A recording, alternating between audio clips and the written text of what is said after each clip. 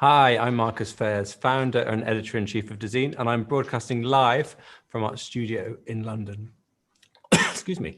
Today we've teamed up with the Gropius Bau Museum in Berlin to celebrate the opening of a new exhibition called Woven Cosmos, showcasing the work of designer and artist Hella Jongerius.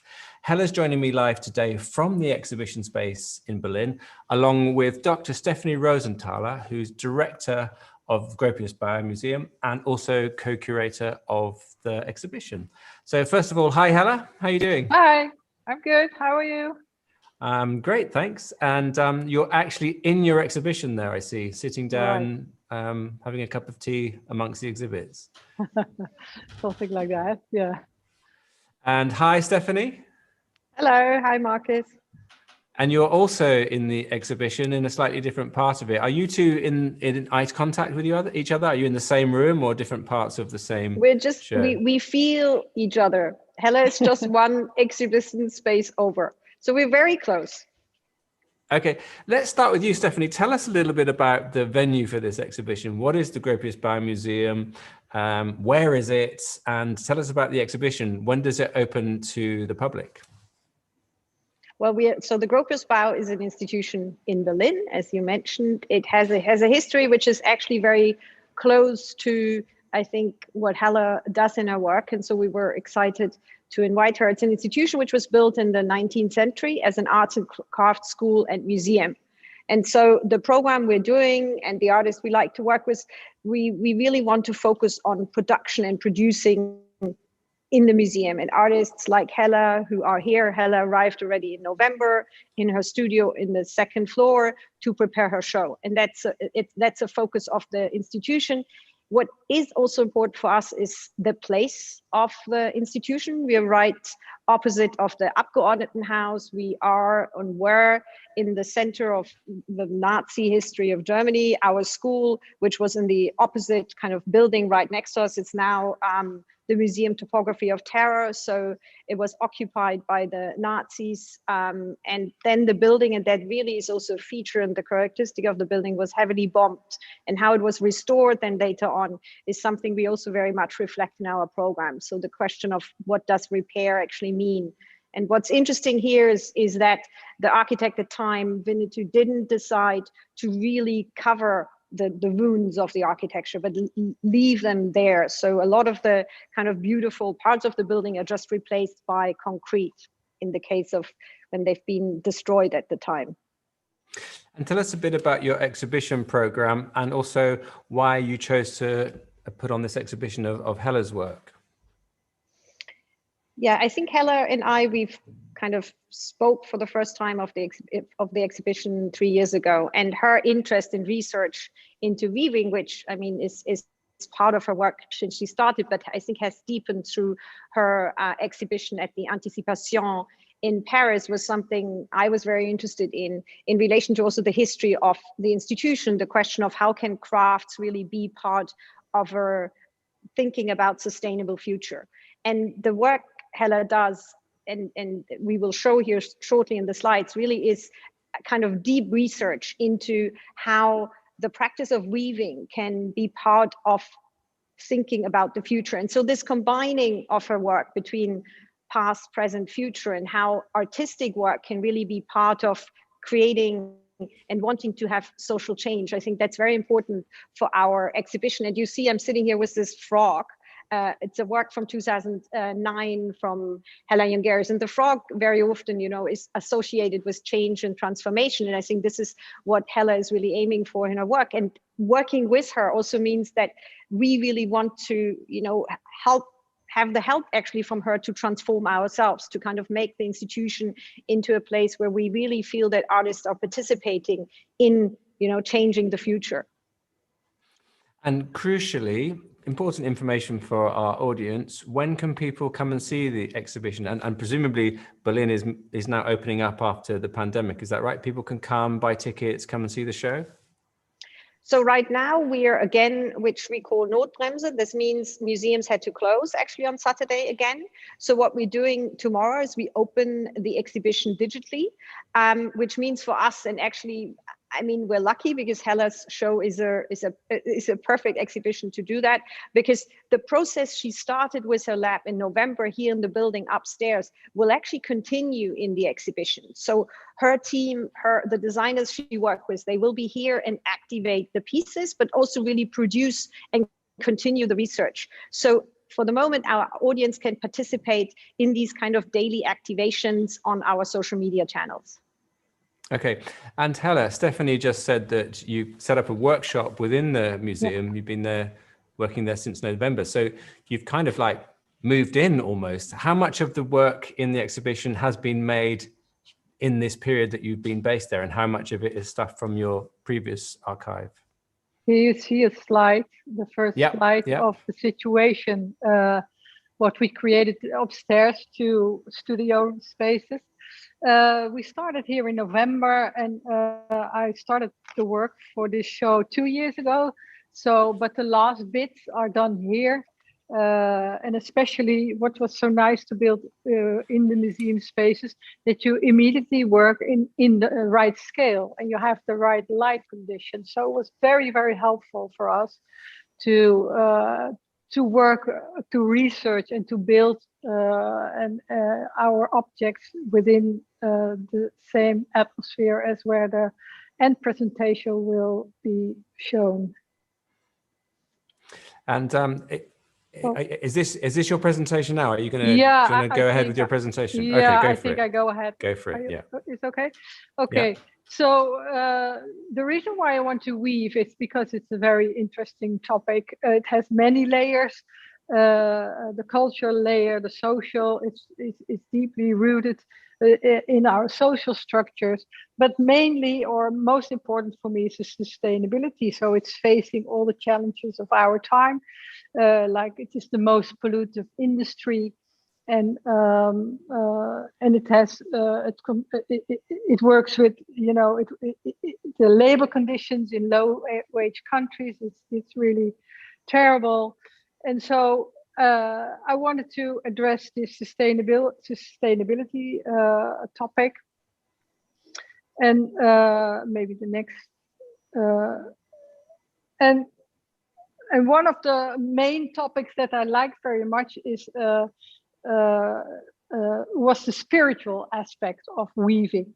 So I look back in ancient cultures. Here you see the room where I'm now sitting in. These are mountains of waste from industry that we flocked in big mountains. I wanted to, you know, if you look back to spinning in the ancient cultures, people were spinning not only as a technique, but also as a way to understand how the sun and the moon was turning, and how the weather, how they had to explain the weather. It was also a symbol of faith, and it was very close connected to life and death. And this was something that I like very much, because now in the Anthropocene, we are also turning the spindle. So it's no longer the sun and the moon, but also human beings are turning the spindle. So in this space, we will spin from the mountains every day one yarn, and it's hanging at the side. You don't see it on the picture. It's hanging on the side. We built a cosmic loom. So each day there will be a new yarn hanging over there. And at the end of the exhibition, we will have a warp hanging that is ready to weave in the weft as a metaphor of weaving the texture of the world. So and also addressing that it's very important also for artists and designers that you have to be very, very careful, because which yarn you spin, you know, because you can really turn fate. That's why I wanted to address this spinning. And the next is about in textile, the social rooting. Before Industrial Revolution, you spend a lot of time working in textiles, because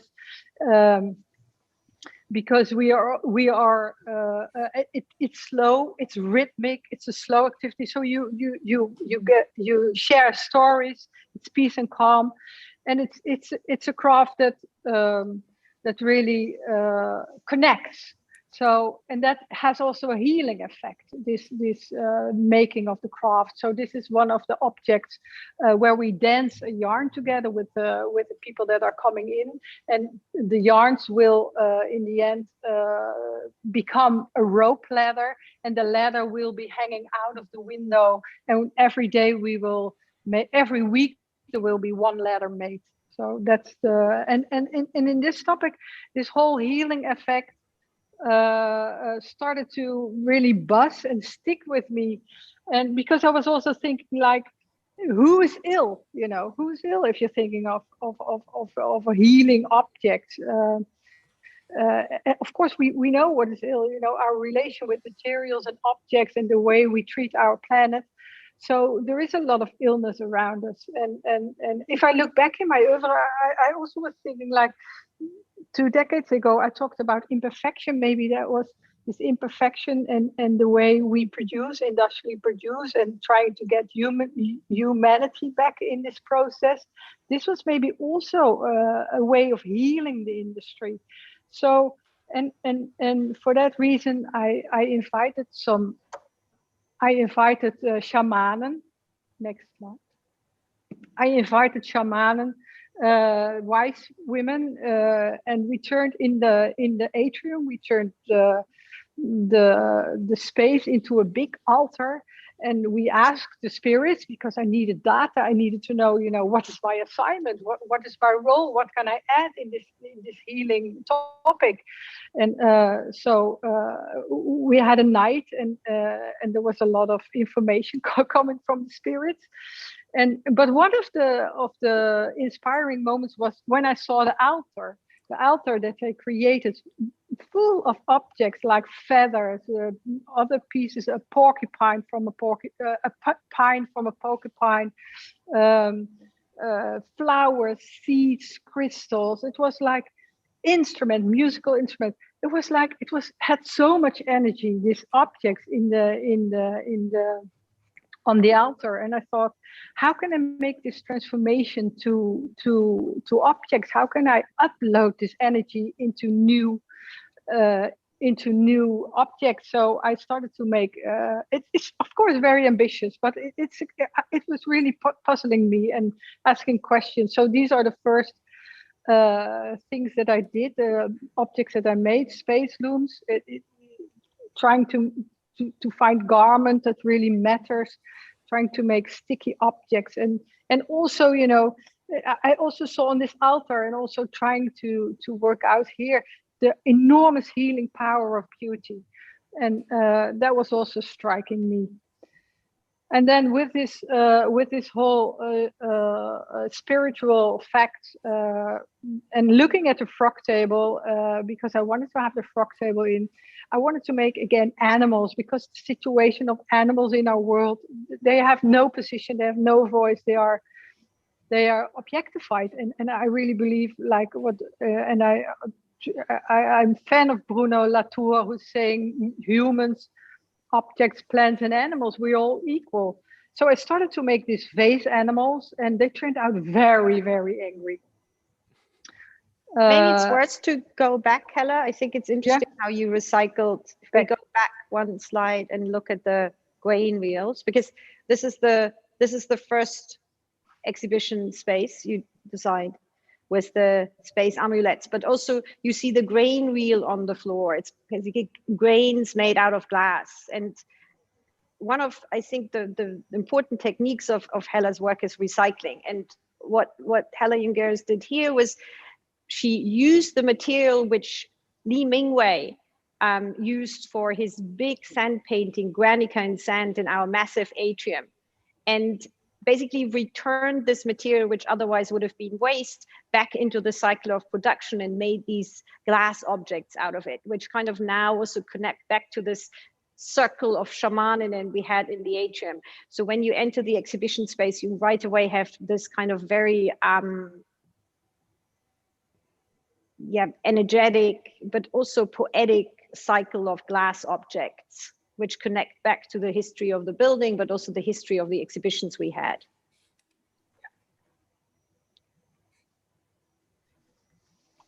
Yeah, and we also talked the next topic, what I wanted to address. So besides healing objects is the future of this old craft. And I started this in Paris, 3D weaving, because I truly believe in 3D weaving, we can make, because textile is a construct that is the lightest and the strongest construct that you can have.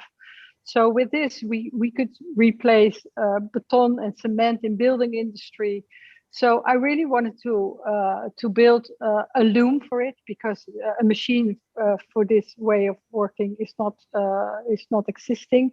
So it's more a loom, like a vehicle that could raise questions, a research loom.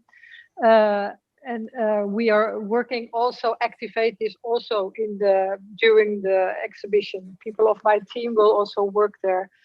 And there is another 3D object or a 3D woven object. Here you see an example of it, modules that we have woven. So this is all woven. You weave it as a flat package. And it took us 2 years. I've got very bright people. It's very abstract. You need very abstract mind for it. It's a package, a flat package, and you can pop it up, but it's all interwoven. And in the next slide, you can see we also use solar yarns in this, so it will unfold. It will react on the sun, and this could mean like, because cars and airplanes are already woven in carbon, so it's not new knowledge in that sense, but to use it as a very light construct. And with solar yarns, we could replace our solar panels that are now on our roofs. They look like just technical glass pieces, or in fields filled up with solar panels, that you could have the structures, you could have sculptures instead of looking at techniques. Or you can have balconies that pop up when the sun shines, or platforms to have drones, also good idea, drones arriving. So this is the part of the 3D weaving. And I think what's especially exciting there is really that you bring a very Asian technique together with a technology which really thinks about a sustainable future. And this kind of what you call pliable architecture, what I feel is also interesting for our visitors and for the whole exhibition, that on the one hand, this is really the deep research Hella did over the last two and a half years now for this exhibition, and trying to really integrate these solar chips. And it was just in the last moment, actually the last, I think, 6 weeks, where you and your kind of magnificent team found a solution. But at the same time, now walking into the space, which I think you see, is really, you just look at gorgeous sculptures. So this kind of break, but on the one hand, having developing a new technique to really maybe create balconies which open up, look beautiful. At the same time, you have these just sculptures where you could think of moving vulvas, or so it's kind of always these two sides, I think, in this exhibition, where the works are sculptures, paintings, kind of reliefs, but at the same time they really also have a function in the sense of research. And this is, I think, an example of the woven windows, where again it's research to kind of test out what is it actually possible we can do with an industrial loom, a jacquard loom, but at the same time it's really painting with yarn. It's beautiful works which we can easily connect to a whole history of window paintings. And so this is, I think, is also I mean, it's for me is really also this memory and of the pandemic, because I remember coming to Hella's studio in March when we just entered the lockdown, and Hella, you had started, I think you maybe had done 2 or 3 of these windows at the time, and it felt like it was really like a diary, these woven windows you did in your studio by basically being there by yourself. Yes, I was very happy during the Corona lockdown, because I had the whole studio alone and I could do the weaving. I was weaving the windows, and it was a super nice period of focusing on this technique and painting with yarns. So this is for now the end of the show. There's much more to see. But here I would like to end a brief tour of the exhibition. Thank you very much. One question I have for you, Hella, is you were talking about solar yarns. I don't know what they are. Is that a yarn that collects power from the sun? What is a solar yarn? Yeah, it's a conductive yarn. So it can turn light into energy. Yeah. And you were talking about the 3D loom there. So is that a kind of experiment in a new kind of potential technology that could be used to create, well, anything from small objects like you showed to entire building size things? Is that the point of that research? It's the future. It's a high tech. You could make facades or solar panels, or now that we know how this technique works, now what Stephanie just said, it is just for 6 weeks that we have found this solution. So in a way, we're just starting. It's just a moment in a research that will continue. And you said it's very high tech, but the machine that you showed looked very low tech to me. It looked very like craft based. It's true. So I've got 2 machines. So the first machine is a hacked 4 hand looms that we hacked. We connect them together, and in the middle we can weave 3D. So that's more low tech, and it's also slow, and we really can search in the slowness of the machine, in the handcraft. But the other machine is a jacquard machine. It's a digital jacquard machine, a sample machine from industry. So this is really a high-tech machine. And the jacquard machine that you're using, I saw a picture of that. Does it create flat weaves, or can that also create 3-dimensional structures? Well, on this machine, I did the woven windows and I did the modules you just saw. So I make packages. So it will be packages of strips, and with certain slabs, you can open it up. So it is another way of so you split your warp in 8 warps. It's very an abstract. If you don't understand weaving, this is far out, but this is the way we created these volumes, although flat woven. Yeah.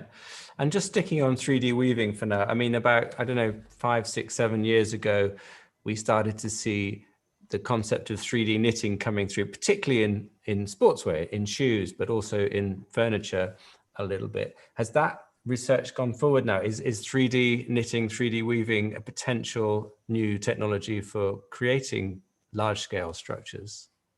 Yeah, I truly believe in this future. Knitting is not so strong, and it's a quite simple technique. So it's one loop over another loop. So it is, in a way, restricted. So in weaving, you have much more possibilities. You have much more construction. In a way, like weaving is an empty vehicle. So you have one up, one down, and then you can add all kinds of functions like absorbing moist or sound, or make it fat that you can isolate things, or make it woolly. Or you can add many functions, antibacterial functions, solar cells. So that's not so much possible in knitting. It's also not so strong knitting. So because you have the elasticity. So I see, and I'm not alone, in the biomedical world, a lot of small things to replace organs or little parts are all 3D woven little nano pieces. And one of the interesting things about your work, Hella, is that your work has a very strong craft aesthetic, and yet you work with industry as well. And I think that talking about 3D weaving, it demonstrates that it's a highly technical process, but you've managed to kind of craftify it a little bit, maybe for this exhibition. Tell us a little bit, how do you think that relationship between craft and industry has changed now? We're still in a pandemic. We're still in a situation where people are, freaking out a bit about the way that the world is going. They're feeling lonely. Craft, a lot of people have turned to craft during these times. I took pictures of people queuing outside the craft shop in my neighborhood during the pandemic. They were so keen to go in and buy, I don't know, wool and felt and all of those kind of things so they could keep themselves busy. How has the nature of craft kind of revealed itself as newly important during this period? I mean, has it revealed itself as newly important during this period?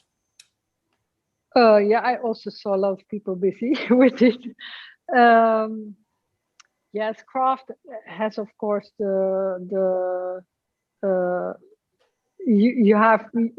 are deeply connected to materials, and you're making something yourself, which is a healing, has a healing effect in it. So I think you have to. I see it in this corner that it makes you feel alive. I think if you make something with your hands, and I think that's what we need. Yeah, I think that's it. But you know, I'm more always busy with craft in the realm of industry, and yeah. Well, anyway, yeah. And I also think, no, the craft you're interested in weaving is really always being related to new technology. If you think that actually the computer was coming out of the weaving. So I think what Hella, they kind of do two different interests in craft. And I think the interest in craft, which also I think the exhibition shows as a research, is really thinking about progressive technology. While I think the crafts we are maybe, you know, interested in at home, it's also just because the physics, like the materiality, which is also important.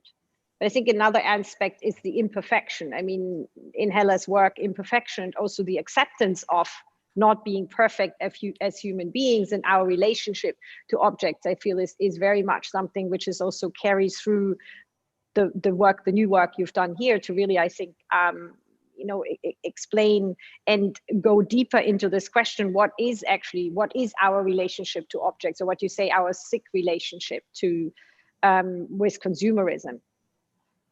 And of course, with weaving, I mean, the history of weaving, it was always a job that people did at home. Hella referred back to that when she was talking earlier. They did it at home. It was very sociable. It was very therapeutic. But it was also one of the first industries to industrialize. It was one of the first industries where the work was, people were taken from their homes. They were put into factories. It became this kind of brutal capitalist industry.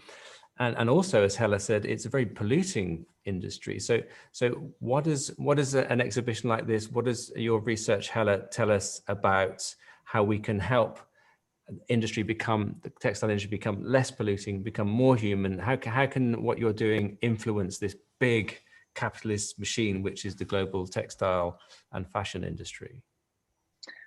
Yeah, I think for me, what's important to do, to show on a cultural podium, this work on weaving and talk about textiles, and show what cultural meaning and how deep it is rooted, and what kind of layers you can see in this material.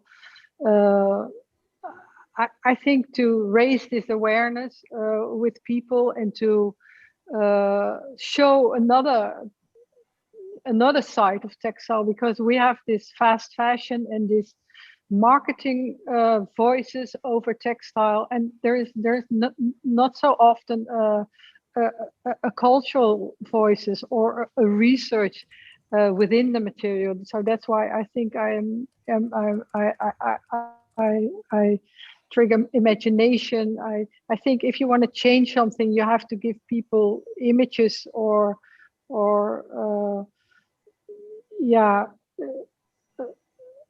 possibilities of what it could be. So I think this is my role, and my language is making objects, and so I think this is the way I raise my voice, or I try to change something from in this difficult topic. And you've always been quite outspoken, Hella. You've always been prepared to write manifestos and criticize industry. We published a manifesto that you wrote with Louise Schoenberg about 5 or 6 years ago about people should need to get rid of the obsession with the new, for example. How has your thinking moved on since then? How has the last year changed or reinforced your thinking about these kind of topics? If you were to write a manifesto now, what would it be?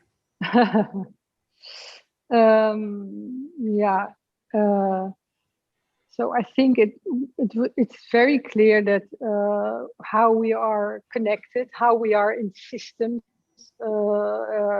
because we saw this last period. So if you take one yarn out of the system, the whole vitality collapse. So what I find now in industry, there is a lot happening. I must say, since I wrote the manifesto, but also since 2 or 3 years. So now we have this pandemic, but the topic of the climate, this is huge. And in the industry, they're all busy to come with new solutions for leather, for wood, for using no virgin yarns of virgin materials as a whole. So there is a revolution happening in the industry. So I'm very happy with that, because there are regulations, because politics are giving regulations about producing poison that I think that's very necessary, and get rid of all the fossil sources, bigger footprints, and so on. But I think we need even more of this regulation and a lot of tax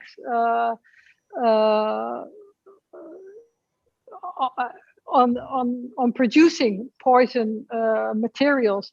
And in that sense, I think for myself as a designer, I can my voice or my expression or I think I'm now very happy to work on and research and study deeper from a cultural level, so in a museum, than working in industry, because I think the steps are for me now too slow. I also know it very well, so I know exactly where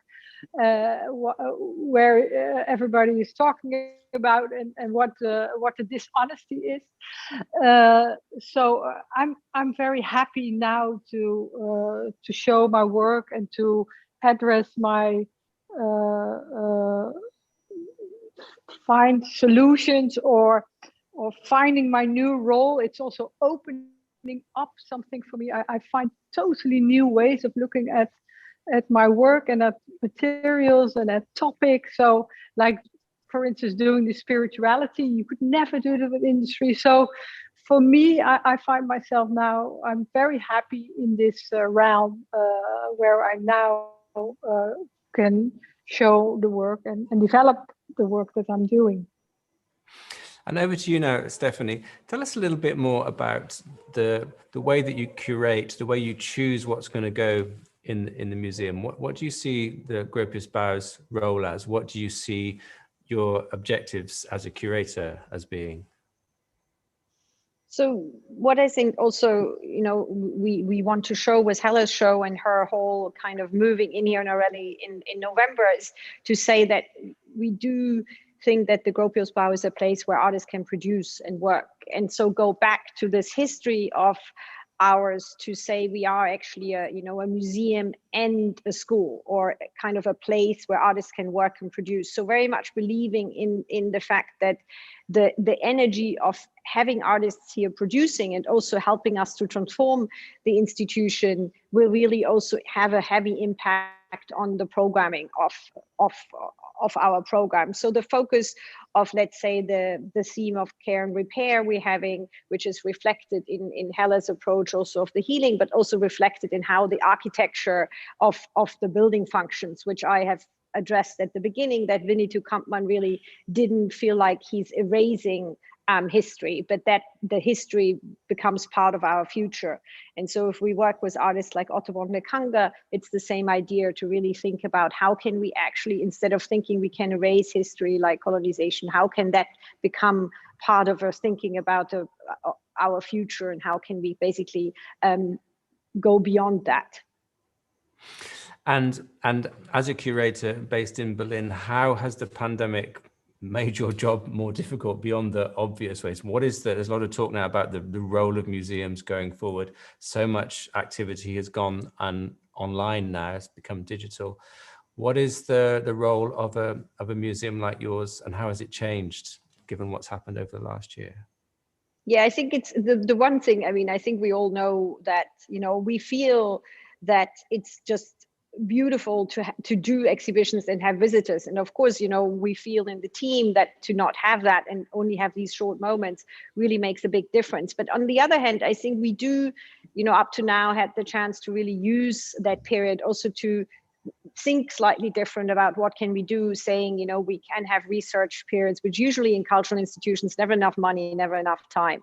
So we really tried from the beginning on to say, can we have, more research groups right now? Is that possible to do? But also just thinking about maybe becoming slower, because I think since the 90s, exhibition making was this, you have to be quick, you do, a show is around 3 months. I think internationally, a lot of museums has also started saying maybe it's good to slow down, have longer, runs of exhibitions. So we, for example, always had 2.5 to 3 months. Now we're just, also because of the pandemic, you don't know, when you open, when you're closed, you do it longer. And that actually feels right. I think it makes sense to have a longer run.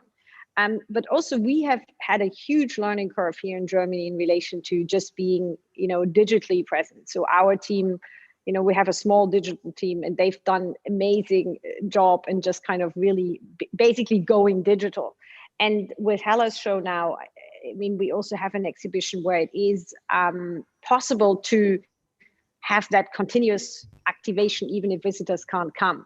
But, with Li Mingwei, for example, he even thought about digital projects like where people could then meet him online. So I think it's also important for, cultural institutions to realize we can be flexible and we have to be flexible, which I think in our, field very often is because you have a long kind of administrative passage until you reach something. Now we realize actually we can be flexible, because just between this, are we actually on or offline? Are we actually on site or off site? Like, where are we actually showing the work?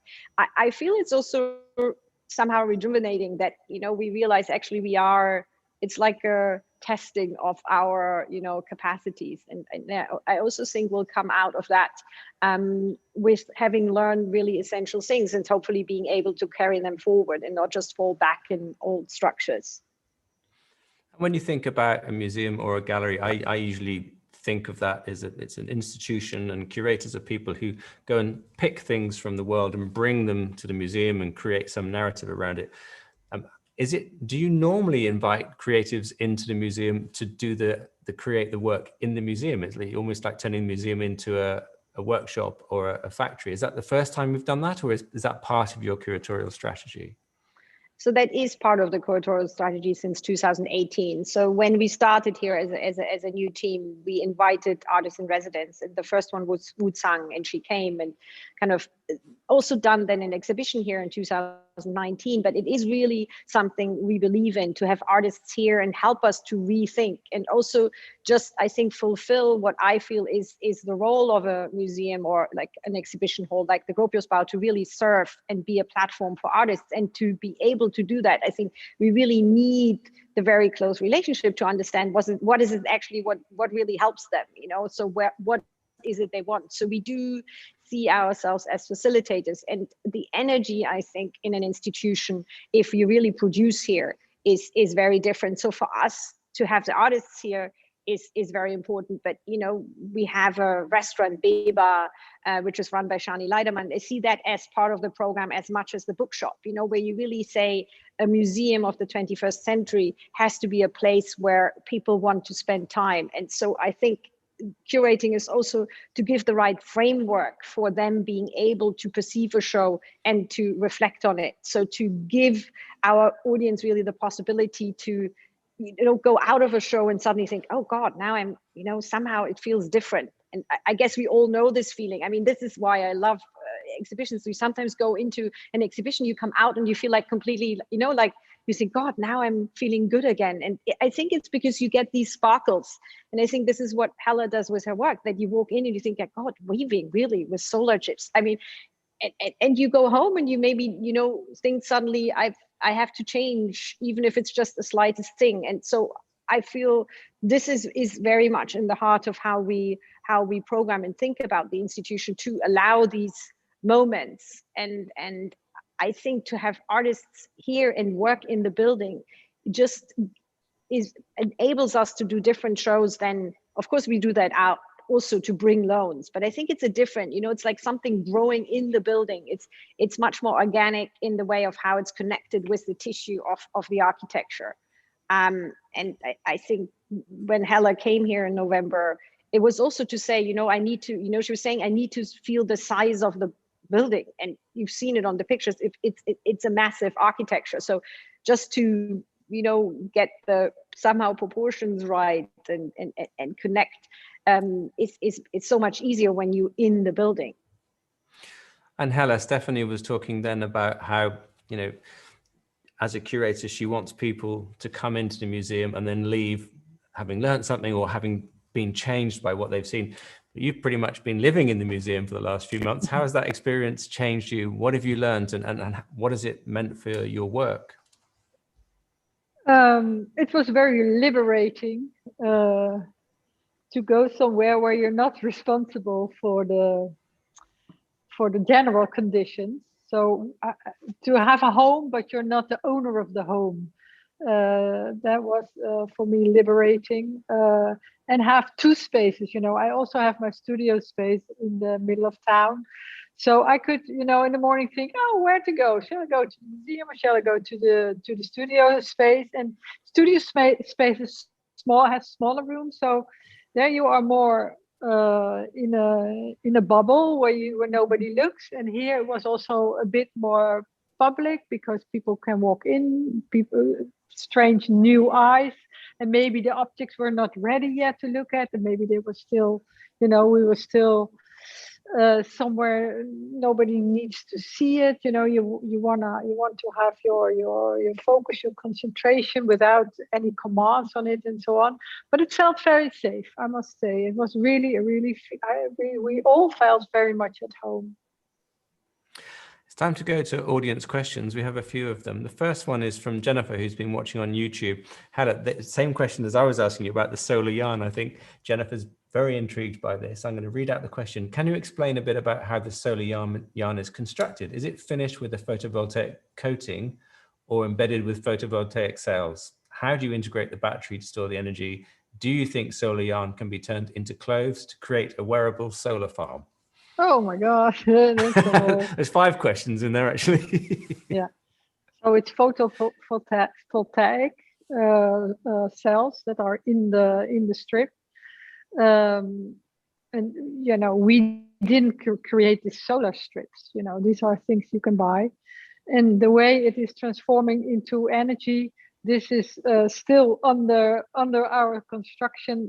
We didn't solve the last bit. We are now working with a university to finish the last bit that we really don't need, that we really have the solar strip doing the work themselves. So we are almost there. So if I know the solution, I will let you know. But you're almost there with what? Sorry, what the solution to what?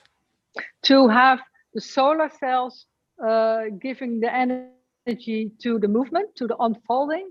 So now we still need power, but it's now all interwoven in the modules. So we can shut the power off because it is this small link that we need to solve. But somebody told me we're almost there. It's 2 minutes for 12, but we cannot manage it in this time frame. So. But what? So the idea is that the solar yarn causes the structure to move. Is that right? Or to open up somehow? Yeah. So yeah. Okay. Next question is from Marianne, who's been watching on Facebook. Hella, have you found that your practice has changed due to the pandemic? I found it interesting to observe how people's working methods have changed over the years. So we touched on this a bit, but how has your working method changed over the past year? Well, there was a lot of uncertainties with people coming in and out. So the team comes from all over the world. This was often not clear. But I must say, I was very pleased with it. Not traveling was super nice to focus, and I had a great topic. I had two studios, a nice invitation to make a show. So For myself, it was a great time. It was really a super great time to have a smaller world. Of course, I know there was a nightmare outside, but for my work, it was very, very inspiring. I should ask the same question to Stephanie. Stephanie, how did the pandemic change your working methods? I think it is, really realizing that we can be more flexible and that we have to be more flexible. And I also think, very much being aware that German institutions have been very fortunate to, we have something which is called Neustart Kultur. The government was really making sure that we weren't in this constant fear of having to close down. I mean, I think the pandemic has been so horrible for so many people because, you just didn't know if you can still do the work you love. And I think we were always sure about that. And so it was very much from our side to just also make sure that the artists we work with, that we can share, I think, the luck we're in as an institution to not be, thinking, okay, this is it, we'll have to cancel all the shows next year. And I mean, situations, of course, institutions are in, and I know from the UK that, that it is dramatic and there has been a lot of rethinking. And in Germany, the public institutions have really been fortunate enough. So I think for us and the team, it was really kind of trying to figure out how can we be more flexible and where are the points where we will continue after the pandemic differently. And I think it is the flexibility and also the just thinking of going digital. And one aspect which I was always interested in is this question: how can we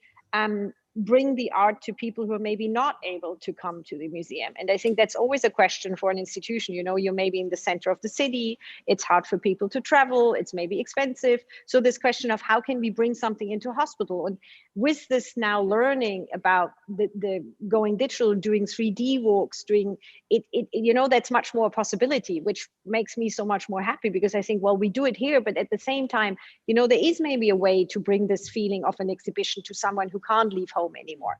And to have that opportunity to reach that point has been very valuable for us. There are two questions which are kind of similar, so I'm going to read them out at the same time. Anna from YouTube asks, for people who aren't professional craftspeople, how can we approach using weaving or crafts in general as a way to heal from the stress of the pandemic? And then also Jen Aaron, who's watching on YouTube, asks, Hella, can you talk about the healing nature of weaving and actually working with the tangible fibers in your hands each day? So two questions, Hella, about the kind of therapeutic, stress relieving process of weaving. What does it mean to you and how could other people benefit from it?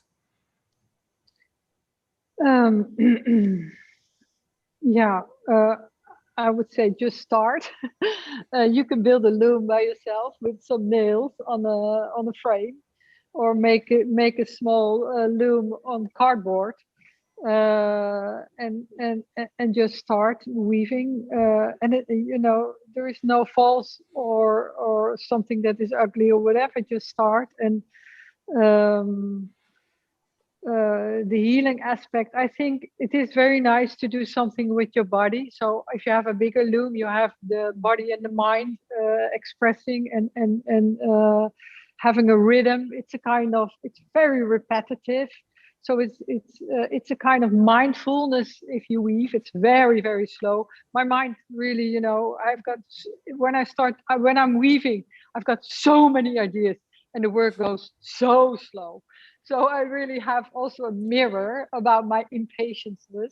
So in that sense, there is a lot of life lessons in weaving and in this craft.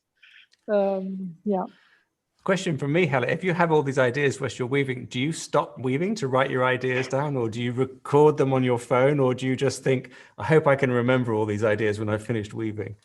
Well, in a way, an idea is nothing. We have ideas enough. So it's more like you need to have the right context and the right moment to let an idea land. But so I'm not, this tsunami of ideas is distracting in a way. You know, it's making me nervous. So no, I'm happy to just, you know, one up, one down, one up, one down, and I listen to podcasts or whatever. So. Talking about a tsunami of ideas, we've got a tsunami of questions. I hope you don't mind. I just think I finished asking all the questions, and then Sebastian types a few more. This is an interesting one, because I also was intrigued by this kind of 3D weaving idea. Jeremy from YouTube asks, what is the relation between 3D weaving and basketry? Good point, really, because making a basket is kind of 3D weaving. Yeah, it's true. But that's a basket is still a skin, it's still a surface, and this 3D weaving is multi-actual, so you really can go inward. It's really 3D, so it is not weaving a skin, an outside, it's weaving an inside. So that's the advantage of 3D weaving. Okay, and I think this should be the final question, which was one I was thinking of asking you as well. Lee from YouTube asked, what does the woven cosmos mean? Your exhibition title, what does it mean? Well, it means it expresses how many layers we have in the craft weaving. So the cultural layers, the social layers, the sustainability. So the full picture of weaving, and not only as a technique. That is what it stands for. Brilliant. Thank you both so much, Hella, Stephanie, and anyone who wants to go and see the exhibition. I hope you're allowed to reopen before too long. Otherwise, we'll just have to enjoy it online. Thank you both very, very much, and good luck with the show. Thank you.